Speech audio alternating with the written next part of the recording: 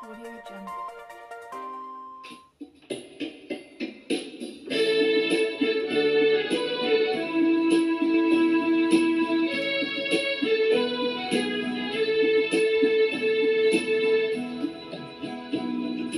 Saya puji Tuhan Nabi Bogotani Natunjuk perohani Saya puji Tuhan Itu tubuh hati Iho ari Tuhati Pai masa hatau tuho Tok tong haposat tuho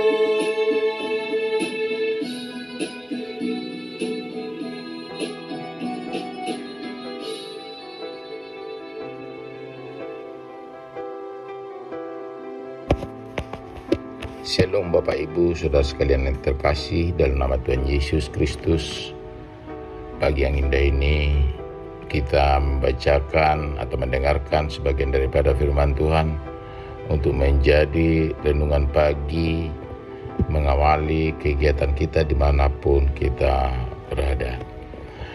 Yang terambil dari Amsal 3 ayat 25 sampai ayatnya yang ke-26. Untuk itu Bapak Ibu, terlebih dahulu kita berdoa.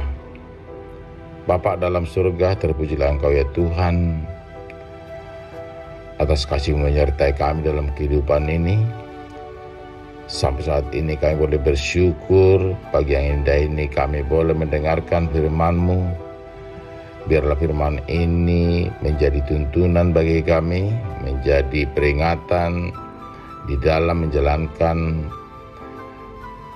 kegiatan kami sehari-hari.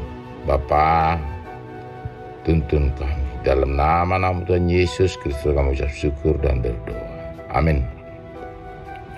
Bapak Ibu Saudara sekalian terkasih dalam nama Tuhan Yesus, firman Tuhan yang terambil dari Amsal 3 ayatnya yang 25 dan 26. Demikian bunyi firman Tuhan. Janganlah takut kepada kejutan yang tiba-tiba atau kepada kebinasaan orang fasik. Bila itu datang, karena Tuhanlah yang akan menjadi sandaranmu dan akan menghindarkan kakimu dari jerat. Demikian firman Tuhan untuk kita, Bapak Ibu. Ayat ini mengingatkan kita untuk tidak takut terhadap bahaya yang tak terduga ataupun yang tiba-tiba datang di hadapan kita dan kebinasaan yang menimpa orang jahat. Karena Tuhan akan menjadi tempat perlindungan dan menjaga dari bahaya. Demikianlah kita menjadi anak Tuhan yang selalu bertumpuan di hadapan Tuhan, menyerahkan kehidupan kita di hadapan Tuhan. Dalam saat-saat kapanpun kita berjalan melangkah keluar dari rumah kita diajarkan untuk selalu berdoa di hadapan Tuhan. Penjelasan lebih rinci tentang firman Tuhan ini, janganlah takut kepada kekejutan yang tiba-tiba. Ayat ini juga berbicara tentang ketakutan yang muncul akibat kejadian tak terduga atau bencana yang datang secara tiba-tiba. Hal ini bisa merupakan musibah alam, kecelakaan, ataupun situasi yang mengejutkan lainnya. Kepada kebinasaan orang fasik, bila itu datang, ayat ini juga menasihati kita untuk tidak takut pada kebinasaan yang mungkin menimpa orang-orang jahat. Ini bukan berarti senang atas kesusahan orang lain, tetapi lebih pada keyakinan bahwa Tuhan akan melindungi orang benar dari dampak kejahatan. Bapak Ibu Saudara sekalian terkasih dalam nama Tuhan Yesus Kristus, kita dipisahkan antara anak Tuhan dan orang percaya dan orang yang tidak percaya kepada Tuhan. Sekalipun orang percaya ataupun tidak orang percaya, Tuhan Maha tahu dalam segala perkara kehidupan kita. Ayat ini juga memberitakan jaminan bahwa Tuhan adalah tempat perlindungan yang kokoh dan aman dalam menghadapi ketakutan dan bahaya. Orang percaya dapat bersandar pada Tuhan. Ayat ini juga merupakan dan menggambarkan Tuhan sebagai pelindung yang menjaga dari bahaya yang tersembunyi. Jerat dalam konteks ini bisa diartikan sebagai jebakan atau tipu daya yang bisa menjerat seseorang dalam kesusahan. Inilah kehidupan dunia yang sehari-hari kita hadapin dalam persoalan perjalanan kehidupan kita. Kita tidak tahu apa yang kita langkah di depan dan kejadian apa yang terjadi di dalam setiap langkah kita.